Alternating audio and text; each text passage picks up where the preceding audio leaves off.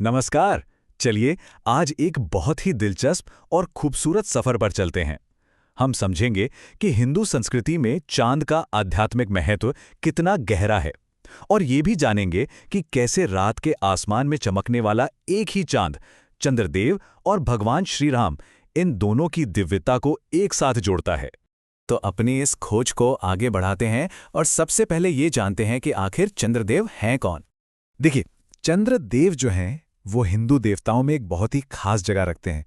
उन्हें रात का स्वामी माना जाता है और कहते हैं कि उनकी जो दिव्य शक्ति है वो धरती पर जीवन के हर पहलू पर अपना असर डालती है।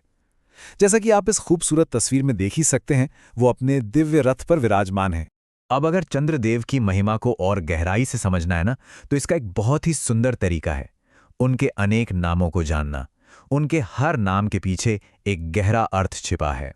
और ये बात सच में बहुत दिलचस्प है कि उनके एक दो नहीं बल्कि पूरे 108 नाम हैं और हर नाम उनकी एक अलग ही खूबी बताता है। जैसे सोम का मतलब है दिव्य अमृत, तो ताराधीश का मतलब हुआ तारों का स्वामी। मतलब हर नाम में उनकी एक अलग शक्ति और एक अलग रूप झलकता है। तो सवाल ये उठता है कि भक्त इस दिव्य देवता की पूजा और आराधना करते कैसे हैं।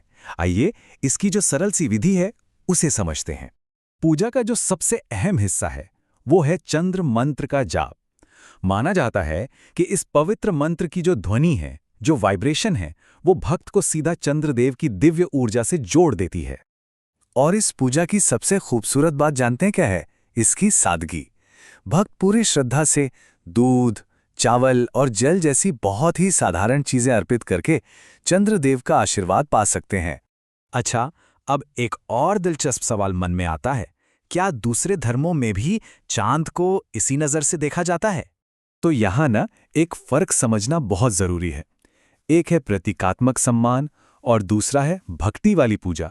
इस्लाम में जो अर्धचंद्र है वो एक बहुत जरूरी सिंबल है, एक प्रतीक है, लेकिन उसे एक देवता की तरह नहीं पूजा जाता जैसे हिंदू धर्म में चंद्रदेव की पूजा होती है। अब देखिए, चंद्रमा का महत्व सिर्फ एक देवता तक ही सीमित नहीं है, वो शांत और दिव्य सुंदरता का भी सबसे बड़ा प्रतीक है, एक मेटाफर है।